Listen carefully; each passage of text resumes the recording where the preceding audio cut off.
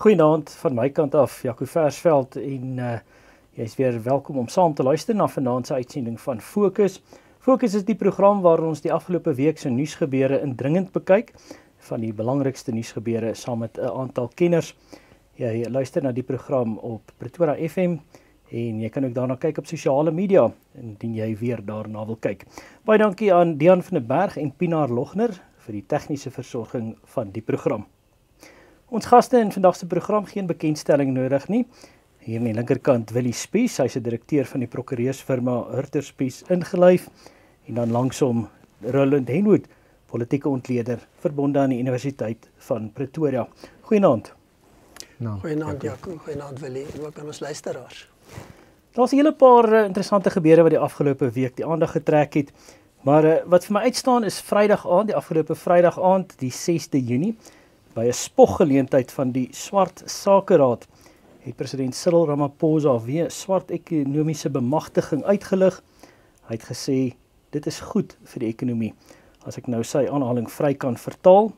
En hy het ook aangedui dat hulle meer gaan doen om swart ekonomiese bemagtiging te bevorder. As ek sê hulle, dan praat ek van die regering. Hy was in sy hoedanigheid as president daarso, en dan ook om dit beter te doen in aanhalingstekens.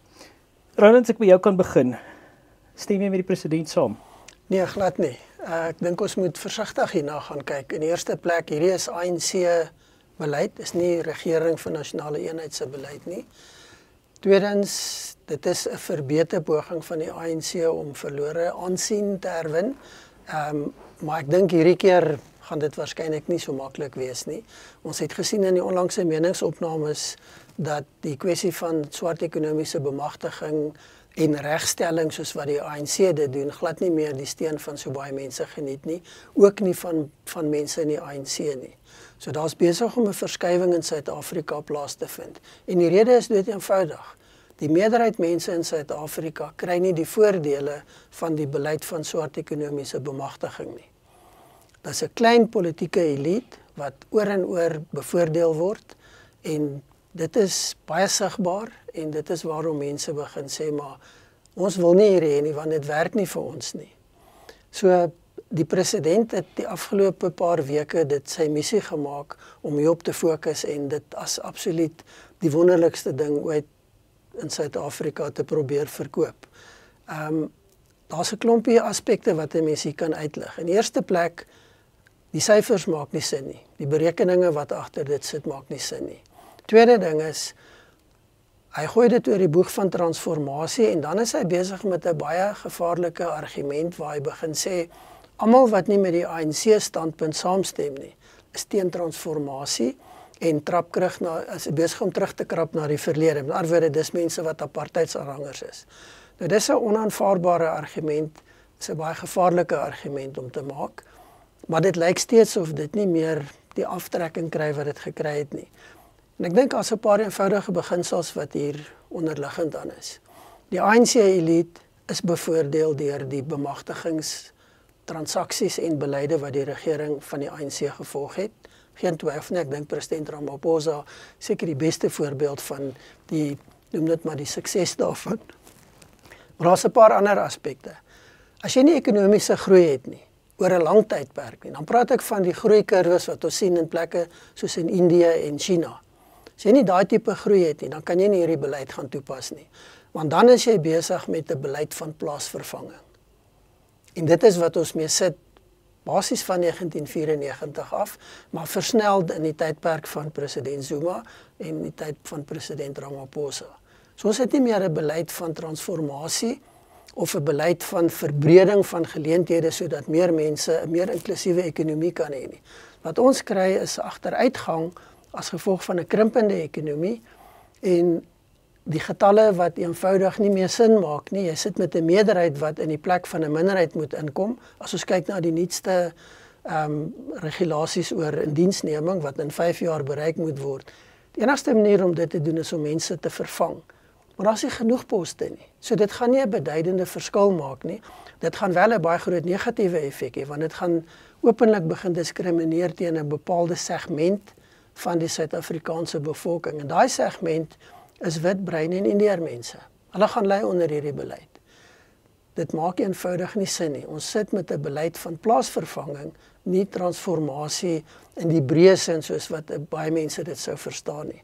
So die president is besig om baie hard te probeer om dit te verkoop, maar ek vermoed te veel mense begin sien wat besig is om te gebeur en verloor hulle lus om deel te neem aan hierdie proses. Wil jy gesien teen 'n groeikoers van die ekonomie van 0,1% in die eerste kwartaal op 'n kwartaalgrondslag, 0,8% op 'n jaargrondslag, kom die boodskap by die regering uit dat daar dalk 'n kausale verband is tussen 'n beleid so swart ekonomiese bemagtiging en gebrek aan ekonomiese groei? Jaco, ek dink hulle is op die oomblik siende blind en horende doof. Die realiteit is in Suid-Afrika het die bevolkingsgetalle gegroei van 1995 af. Ons onthou daai bekende woorde van François Pinaar van die span het gespeel vir 40 miljoen mense. Suid-Afrika het toe 40 miljoen mense gehad. Ons het vandag 63 miljoen. Dis 'n bevolkingsgroei van meer as 50% in die afgelope 30 jaar. In hierdie selfde 30 jaar het die ekonomie nie naastenby nie. Jy kan maar die sommetjie maak teen 1% of minder as 1% per jaar, kom jy nie eers by 20% groei vir die totale tydperk uit nie. En ons het nie eers 20% gegroei nie, dit is die werklikheid. So ons sit met 'n absolute tydbom van 'n ontploffende bevolking, 'n krimpende ekonomie aan die ander kant, en dan 'n regering wat eintlik in die tipiese sosialisties-kommunistiese tradisie van Mao Zedong en Stalin en Lenin en die mense altyd sê, die beleid het nou nie gewerk tot dusver soos dit moet nie, maar om dit te laat werk, moet ons dit strenger toepas. En jy kry daai sentiment gereeld wat na vore kom by die ANC ongelukkig self, en uiteraard natuurlik ook MK en die EFF, wat in die nekke blaas van die ANC, wat hierdie ideologie net eenvoudig slaafs navolg en dan sê, dit het nie so goed gewerk nie, maar kom ons pas dit strenger toe en met meer doeltreffendheid, en ons versterk die staat se regulerende vermoë, sodat hierdie reëls toegepas kan word, en dan glo hulle dat dit soos 'n towerstafie gaan werk en alles gaan beter maak. Die realiteit is, en ons het dit in China gesien onder Mao Zedong, wat in dieselfde groef beland het. Hy het gesê, kom ons pas dit strenger toe, toe hy net 'n baie groter hongersnood met sy kulturele revolusie veroorsaak, en uiteindelik in 'n situasie beland wat daar 'n letterlike verlore geslag in China geskep is, wat eintlik in die laaste 2 dekades eers begin herstel het. Ons het in die Sowjetunie dieselfde gesien in elke liewe Oosblokland van die wêreld. Ongelukkig leer die ANC nie uit daai foute nie. Hulle is soos robotte wat geprogrammeer is in daai linkse ideologie uit die struggeljare, en hulle pas hierdie beleid nou gesê toe. Of hulle uiteindelik sal volhou daarmee, en of hulle 'n bietjie pragmatisme gaan openbaar en laat vaar wat sekere dinge betref, sal die tyd moet leer. Ons het nou so 'n bietjie hoop gekry in die tyd net na die groot drama in die Withuis en die Oval kantoor, toe daar aangedui is dat SpaceX sekere vrystellings gaan kry wat swart ekonomiese bemagtiging betref.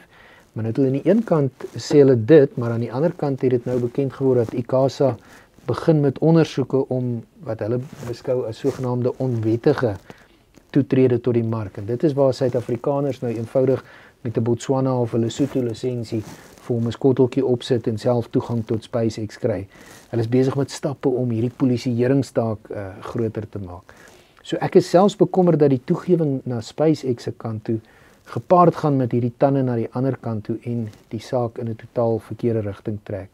Solidariteit en die Vrye Mark Stichting gaan binnekort syfers bekend maak, 'n verslag bekend maak. Ek weet nie of dit al bekend is nie, maar dit gaan hierdie week wees, waarin daar in syfers gewys gaan word wat se vernietigende impak swart ekonomiese bemagtiging op die ekonomie het. En dit spreek ons net eenvoudig van self. As jy vir 'n maatskappy so SpaceX sê, jy kan nie in die land investeer voordat jy nie swart vennote kry nie. As jy in daai selfde toneel waar dit gebeur, 'n klomp regeringskontakte, familie, selfs van die Ramaphosa familielede het, wat potensiële beleggers letterlik soos 'n klomp wille honde jag, en vir hulle sê, hoorie, ons het vir jou geleentheid, as jy wil belê, ons is gewillige vennote. Dit is 'n inherënt korrupte stelsel wat nie volhoubaar is nie. Dit moet gestop word as die ekonomie omgekeer moet word. En of daai realiteit gaan deurdring, sal die tyd leer. Ja, ek dink as ek mag aansluit nie, daar's vir my 3 belangrike punte wat hier nie verreken word nie. Die een is die koste. Die bemagtigingsbeleide wat ingestel word in terme van kontrakte vir dienste gelewer 30% plus duurder. Hoekom? Daar kan bemagtigingsbeleid wees sonder 'n koste-effek. Saam met dit ongelooflike korrupsie. Ons weet, ons sien dit, dis nie 'n geheim nie, niemand steek dit eers meer weg en dit word aanvaar as dis deel van die proses. Die derde ding saam met dit is 'n verswakkende staat. Jy sien al hoe meer die onvermoë en dit is die skrikwekkende. Die klem wat geplaas word op polisieering, maar daar's nie 'n vermoë om dit te doen nie. Dit lei natuurlik tot nog verdere oneffektiwiteit en korrupsie. So jy's besig om 'n stelsel te skep wat gaan inplof. En dit is wat die ANC nog nie verstaan in sy topstrukture nie. En nou begin eksterne rolspelers, soos die Wêreldbank en ander begin sê, maar hier's julle probleme. Julle het strukturele probleme, maar hierdie is nie die manier om dit aan te spreek nie. En daai gedeelte van die boodskap word eenvoudig geïgnoreer. En dit gaan nie werk nie. As ons breër begin kyk daarna, dan is daar, en mens kan baie met syfers gaan speel, maar daar's die berekening wat in die afgelope week gemaak is, dat 'n middelklas huishouding in Suid-Afrika spandeer 67% van hulle inkomste aan belastings, direkte en indirekte belastings. En 'n groot deel daarvan is omdat daar nie meer koste-effektiewe dienste gelewer word nie, en die kwaliteit van dienste is so sleg of glad nie bestaande nie, dat mense moet ander dienste gaan inkoop. Nou dis die effek van hierdie tipe beleid wat eenvoudig nie werk nie. En daar's nie 'n realiteitsbesef nie. Die interessante hiervan is, nou kry jy in die regering van nasionale eenheid 'n minister wat nie in die ANC is nie, wat sê, ek gaan met alternatiewe voorstelle kom. Wat terloops nie te sê, die ANC het dit self gedoen onder Mbeki. En aan die ander kant kry jy nou 'n ANC-minister wat sê, maar nou gaan ons die skroewe aandraai, want nou gaan ons hierdie manne vasvat, want dis onwettig. Nou dis onhoudbaar. Iewers gaan hierdie debat gevoer moet word en dit gaan in 'n ander rigting moet gaan. En dis op die voorhand van die verjaarsdag, die eerste verjaarsdag van die regering vir nasionale eenheid, wat ons kom sê maar ons vier die verjaarsdag op die 1 Julie wat om die draai is. En baie kommentators is verbaas dat die RNE so lank gehou het. Willie? Wel, hy het sover 'n jaar gehou. Die eerste ene wat nou in 'n vorige bedeling was waar die grondwet dit voorgeskryf was en waar die ANC 60% in elk geval gehad het en hulle in elk geval die boetoon gevoering gemaak wat hulle wou. Hy het 2 jaar gehou. So 'n jaar is eintlik nog baie kort. Ons moet kyk wat gebeur vorentoe. Baie belangrike toets gaan volgende jaar se munisipale verkiesing wees. Ek dink daar's geweldig spanning op die oomblik. Ek dink die party wat geweldig kwesbaar is, en ons het verlede week ook daaroor gesels, is die DA, ongelukkig. Want hulle sit in hierdie bitter moeilike posisie waar hulle aan die een kant kabinetsministers het wat regeringsbeleid op 'n manier moet verduidelik as deel van hulle rol as kabinetsministers. Aan die ander kant verteenwoordig hulle die grootste komponent van die minderheidsopposisie en moet hulle daardie minderheidsopposisie tevrede hou. En daai minderheidsopposisie is, soos Roland nou net genoem het, die wit, bruin en Indiër mense wat swaar kry as gevolg van BEE. Wat swaar kry as gevolg van regstellende aksie en wat sê die tyd daarvoor is nou verby. Ons moet na normaliteit terugkeer. So die DA sit in hierdie geweldige moeilike posisie wat dit betref. John Steenhuisen het by dieselfde Black Business Council of swart sake raad gepraat as wat Cyril Ramaphosa gepraat het. En hy het interessant na die tyd nogal 'n opmerking op X gemaak wat ek gedink het nie heeltemal wys was van John Steenhuisen om te maak nie. Hy sê dis 'n wonderlike voorreg om die Black Business Council toe te spreek en dis wonderlik om deel van inklusiewe ekonomiese groei te wees. Nou die Black Business Council is nie 'n organisasie wat inklusiewe ekonomiese groei bevorder nie. Dis 'n lobbygroep wat uitdruklik daar is om druk op die regering te bly hou sodat Black Economic Empowerment in beheer of in plek sal bly en nie afgeskaal sal word nie. So dis eintlik 'n kontradiksie in terme om 'n organisasie te hê wat bekend staan as die Black Business Council, maar hulle beywer hulle vir swart ekonomiese bemagtiging onder die sousie of die misleidende jargon, om dit so te stel, van inklusiewe ekonomiese groei. Dit is juis nie inklusiewe ekonomiese groei nie.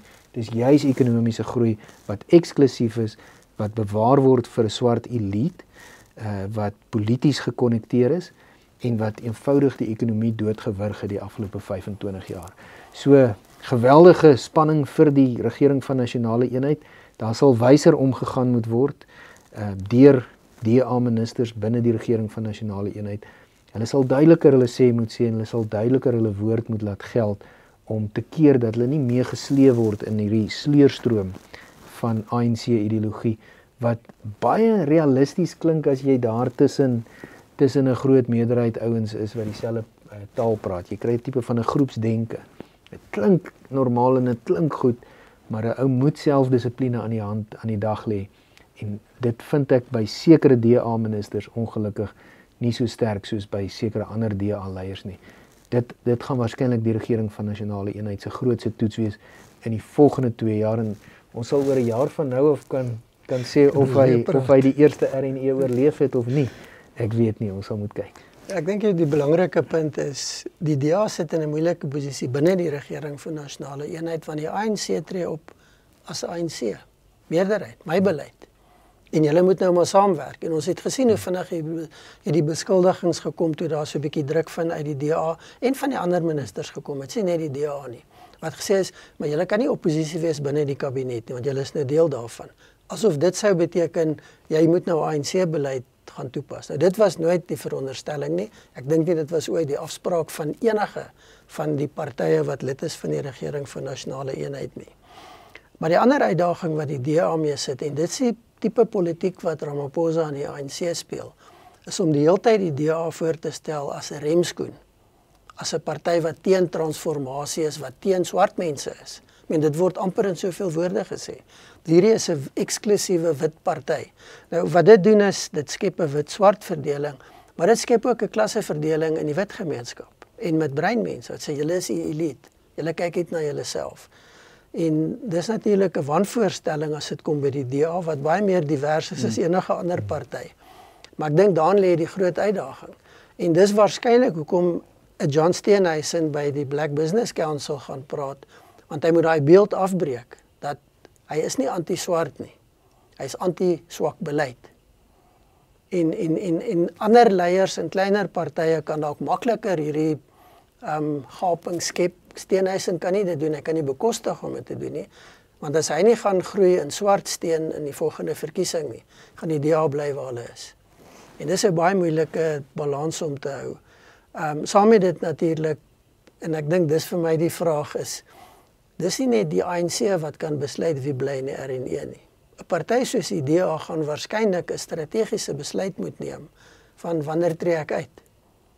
Voor volgende jaar se verkiesing, voor die volgende algemene verkiesing, op watter stadium, as ek nie kan 'n merkbare verandering in beleid in gedrag in die regering bring nie, op watter punt maak ek my los daarvan en sê, ek het probeer, ek kan nie, of ek skep 'n geleentheid om uit te tree, dat dit nie lyk asof ek die ding in die steek laat nie.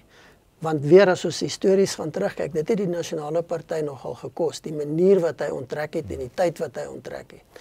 So die DA is, ek stem saam, in 'n moeilike posisie en dit gaan baie mooi denke en waarskynlik so klein bietjie geluk ook vat om die regte besluite daar te neem.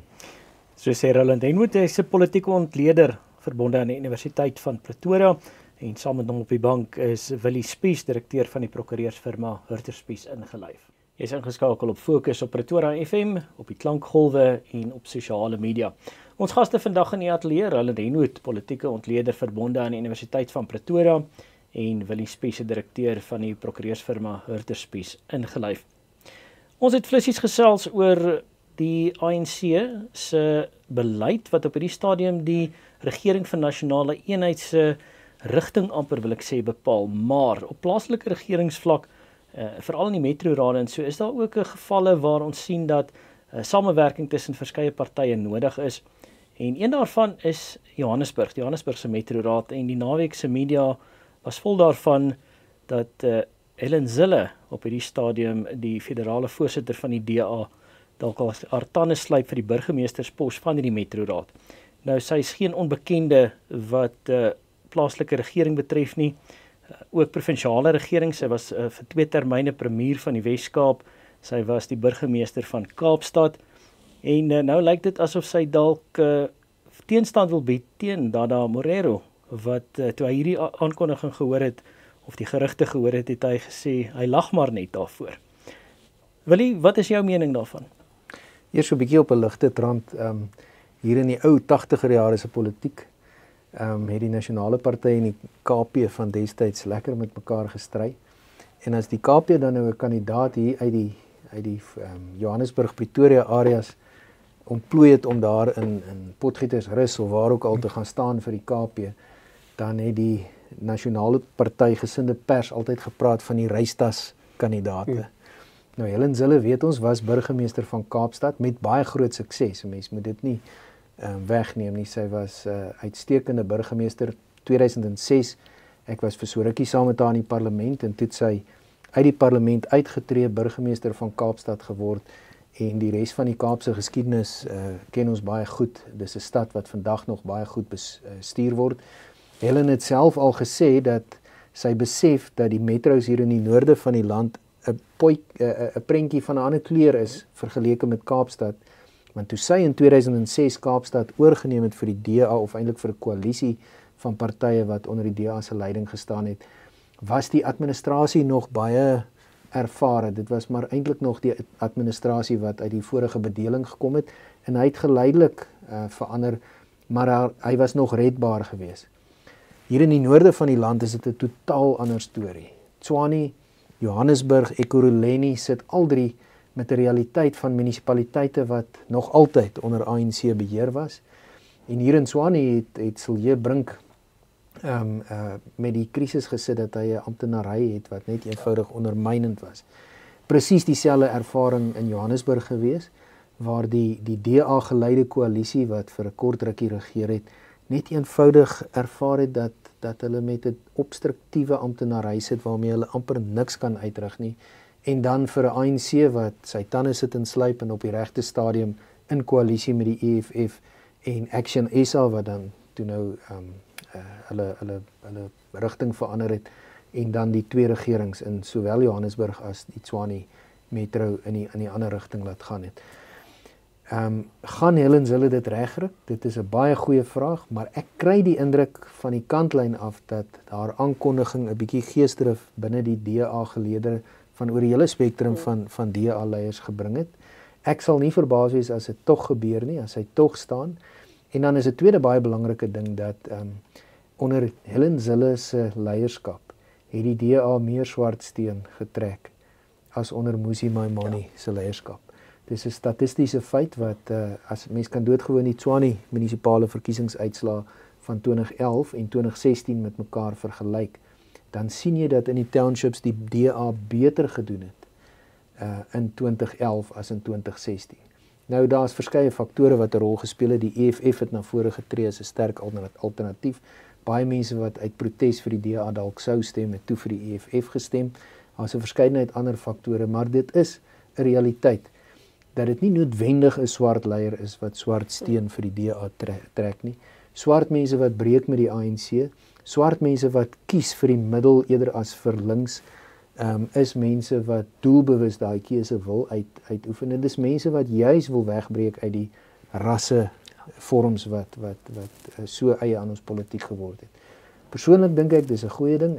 Ek dink dit sou 'n bietjie stimulus wees vir die oppositie hier in Johannesburg. Hier in Pretoria kan 'n mens sekerlik aanvaar dat Silje Brink die kandidaat vir die burgemeesterskap sal wees. Dis baie duidelik dat hy steeds baie prominent aangebied word as die DA se kandidaat vir die burgemeesterskap. En dalk is dit wat hulle nodig het om net die nodige geesdrif wat dalk gedemp is deur foutjies wat hier en daar in die RNE gemaak is, net weer op grondvlak terug te kry by die party. Roland, ongeveer 'n jaar en 'n half, dalk bietjie minder, dalk bietjie meer voor die plaaslike verkiesings, is dit nou goeie tyd om daardie skuif te maak en dit amptelik te maak indien dit so sou wees? Ja, dit is, en daar's verskillende redes. Die een is dat daar genoeg tyd is om jouself te vestig, om jou verkiesingsveldtog, jou organisasie en alles aan die gang te kry. En dis nie omdat die DA nie 'n struktuur het nie, maar dit gaan oor die persoon wat gevestig moet word binne daai proses. Die tweede rede is natuurlik net dis die patroon en die hoe die DA se beplanning loop. Hulle het onderhoude, hulle het 'n proses waardeur hulle kandidaate aanwys en daai proses sluit op 'n stadium nou middel Junie se kant af. So dit is hoe hulle dit gaan doen. Daar's voordele in die sin dat jy tyd het om te vestig. Die ANC sien ons maak nie hierdie mense gewoonlik bekend nie tot na die verkiesing. En dit het hulle al baie kritiek op die hals gehaal, want dan word mense eintlik, jy dwing mense in 'n persoon in. En ons sien die fiasco wat dit in Johannesburg tot gevolg gehad het en nog steeds het in terme van die huidige struktuur. Die interessante vir my is net 'n opmerking, die vandag wat die ANC se reaksie was, die ANC is bang vir hierdie koalisie, dis hoekom hulle nou terugval op Helen Zille. Nou dit sê iets van Helen Zille as hulle sien, dit is die reaksie op vrees. Ek het 'n vermoede, dit maak hulle ook dalk 'n bietjie bekommerd. Sy was baie effektief in Kaapstad. Sy was burgemeester van die jaar wêreldwyd gewees, 1 of 2 keer, as ek reg onthou, of vir 'n tydperk wat daai toekenning gemaak word. So sy het sukses behaal. Gaan sy dit in Johannesburg kan herhaal? Is een vraag. Die tweede vraag is, gaan sy dit nou in Johannesburg kan herhaal? En ek dink dit is dalk die belangriker vraag. So dit gaan nie oor haar vermoë wat bewese is nie. Dit gaan oor die konteks van die politiek op hierdie stadium. En ek het 'n vermoede dat dit nie so maklik gaan wees soos ek kom in en ek doen wat ek doen nie. En daar is sekere goed wat in haar instel. Behalwe haar geskiedenis van effektiewe regering en haar betrokkenheid by die politiek wat op 'n stadium, onthou, dis voor die tyd van die DA, was sy baie sterk in oppositie van die nasionale party en die beleid wat daai tyd gevolg is. Dit het haar toegang gegee tot plekke waar meeste wit politici nooit sou kom nie. So dit tel ook in haar guns. Die feit dat sy al reeds baie betrokke is by die bestuur van die DA en oppositiegeleedere in Johannesburg op die stadium en baie betrokke is met advies oor hoe moet opgetree word in die plaaslike regering in Johannesburgse metro. Dit gee vir haar baie belangrike binne-inligting. So sy toegang, sy kundigheid, sy weet wat op die grondvlak aangaan. Dit alles tel vir haar. Wat tel teen haar? Johannesburgse politiek is heeltemal anders as die Weskaap. Die dinamika is anders. Baie van die goed wat sy sê wat in die Weskaap vir haar ondersteuning gaan bied, gaan in die noorde vir haar vervreemding bied. En dit is waar dit baie moeilik raak. En daarom is daar 'n debat in die DA dat daar eerder 'n ander jonger leier wat plaaslik is in daai posisie verkies moet word. Nou, mens sal moet sien hoe dit gaan uitspeel. Dit kan goed werk of dit kan misluk. Ons het gesien die DA het gemengde sukses behaal met plaaslike leiers wat hulle in hierdie posisies inbring, wat nie ervaring het nie. Van hulle het goed gewerk. Daar's die baie goeie is Meyerton omgewing waar's die in Witval wat baie goed gewerk het. En toe die burgemeester daar kwaad geword en hy het geloop en nou sit hy in MK. Hy het 'n hele pad geloop. Praat van 'n reisende politikus. Maar hy was een van die suksesverhale.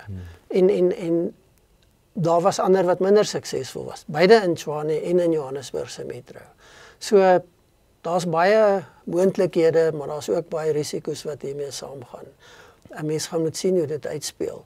My vraag is of dit werklik op die stadium of sy kan repliseer wat sy in die Kaap gedoen het. En ek dink dit gaan baie moeilik wees.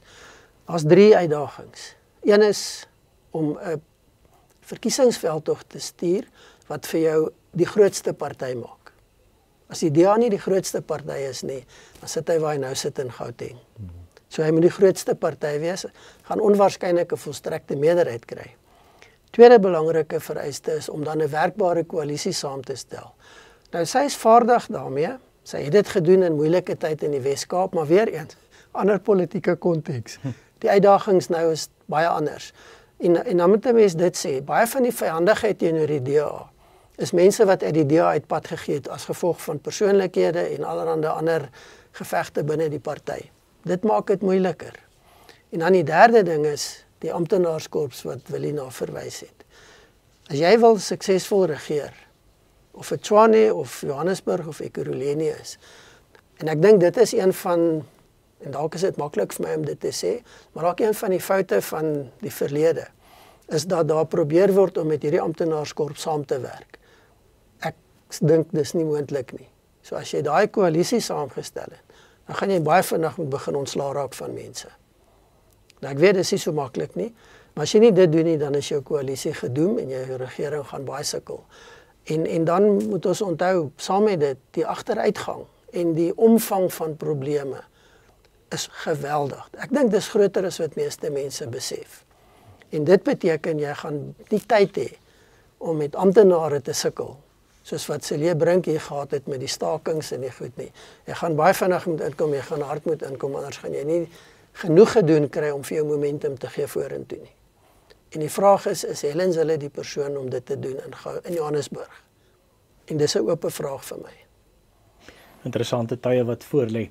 Jy is ingeskakel op Fokus op Pretoria FM, op die klankgolwe van radio en op sosiale media. Ons gaste vandag in die ateljee Willie Spies, direkteur van Hurter Spies Ingelyf, prokureursfirma, en langsom Roland Enwood, hy is 'n politieke ontleder verbonde aan die Universiteit van Pretoria. As ons bietjie kan afstap van plaaslike politiek en kyk na internasionale gebeure, dis baie moeilik om van Januarie maand af enigiets internasionaal te beskou sonder om na die VSA te verwys. Hulle is weer in die kollig. Ons het verlede week gesien dat die president van die VSA, Donald Trump, en een van sy vertrouelinge, Elon Musk, so 'n bietjie begin kopstamp het, en daar's ou gesegde in Afrika wat sê as die olifante beklei, dan kry die gras seer. Willie, is dit die gras wat seer kry? Ek dink so. Ek dink hierdie is bitter gevaarlik vir Trump, vir Musk en vir die Republikeinse party in Amerika. Ek dink daar kan nie wenners wees in hierdie geveg nie. En daarom het jy in hierdie sosiale media geveg van die afgelope 5 dae, het jy hierdie versigtiging gesien by die visiepresident J.D. Vance, selfs by Trump se eie kinders, wat die versigtiging geopenbaar het, asseblief kan hierdie vrede nie net weer herstel word nie. Ek het net voordat ons begin het met die program gedink, dalk is 'n goeie bron om te gebruik, om te vra, waar staan hierdie geveg op die oomblik is dalk Grok, dis die kunsmatige intelligensiemodel wat gekoppel is aan X, waaroor Musk self beheer het, en selfs Grok, wat nou baie naby aan Musk staan, se slotparagraaf van sy baie lang betoog oor wat aan die gang is, sê die situasie bly wisselvallig, met die moontlike implikasie vir Musk se sake, imperium praat hulle daarvan, sy sake ryk, die VSA se regeringsoperasies en Trump se politieke agenda. Vir die nuutste opdaterings moet jy maar X dophou, sê hulle daar, en ook die ander groot media instellings. So, die kunsmatige intelligensie naaste aan Musk is ook nog nie seker of die geveg of opgeklaar is of nie. Die beskuldigings wat wederzijds gemaak is, die goed wat mee gedreig is skrikwekkend. Musk het gedreig dat SpaceX sy Dragon ruimteskip sal onttrek van die NASA program af. Trump het gesê hy gaan die Tesla wat hy gekoop het, gaan hy van ontslaa raak en hy gaan die voordele wat Tesla vanuit die staat deur middel van subsidies ontvang het, gaan hy staak. Ons het gesien dat Tesla se markkapitalisasie met 150 miljard rand geval het op die 5de Junie toe die geveg uitgebreek het. Geweldig kwesbaar na al twee kante toe. Maar dan sien 'n mens aan die ander kant, en ek dink ons gaan daaroor verder gesels, die Los Angeles onrus wat aan die gebeur is. En is asof dit 'n bietjie van 'n kentering by die twee olifante gebring het, as 'n mens die olifant metafoor wil gebruik. Vance het gesê, dis tyd dat ons verenig in hierdie tyd wat nasionale sekuriteit eintlik bedreig word. En interessant het 'n mens gesien op X hoe Elon Musk sommer positief daarop gereageer het met 2 Amerikaanse vlaggies. Miskien gaan hulle die stryd by hulle begrawe. Miskien is dit net politieke showbiz, soos hulle sê, maar dat daar groot skade, potensiële skade vir die Trump-administrasie en vir Musk in hierdie geval is absoluut seker. Ja, ek dink is ongetwyfeld. En daar is soveel dimensies aan hierdie, noem dit maar hierdie geveg. Aan die een kant is daar baie mense wat dit lankal voorspel het, wat gesê dit gaan kom, want jy 2 persoonlikhede wat gedryf word deur hulle is twee sterk persoonlikhede, maar baie sterk gedryf word deur eie belang en amper 'n gesindheid van selfgelding, die Engelse woord is self-righteousness. Ek weet ek is reg, ek is suksesvol en niemand anders kan vir my sê nie. En dit maak dit baie moeilik om met daai gesindheid en daai vermenging van dinamika saam te werk.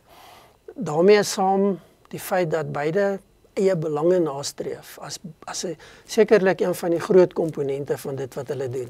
Ek wil nie sê daar's geen waardes en geen ander dinge wat in ag geneem word, maar eie belang is definitief een van die kritiese elemente. En nie jy nou 'n botsing van belange en dit lei tot 'n skouspelagtige uitval. Wat dit moeilik maak is jy twee persoonlikhede wat nie vir mekaar gaan sê ek is jammer sommer net nie. Dis nie een van hulle se manier van doen nie. So daarom die versigtiging van baie, maar ook die feit dat dit lyk nie of daar op die stadium enige moontlikheid is nie. En die risiko's is groot. Ons weet president Trump kan baie verneig wees. As sy persoon of sy beeld aangetast word, dan gaan hy baie hard terugslaan. So hy kan besluite neem wat dit vir Musk moeilik maak. Hy gaan hom nie vernietig nie, maar hy gaan dit vir moeilik maak.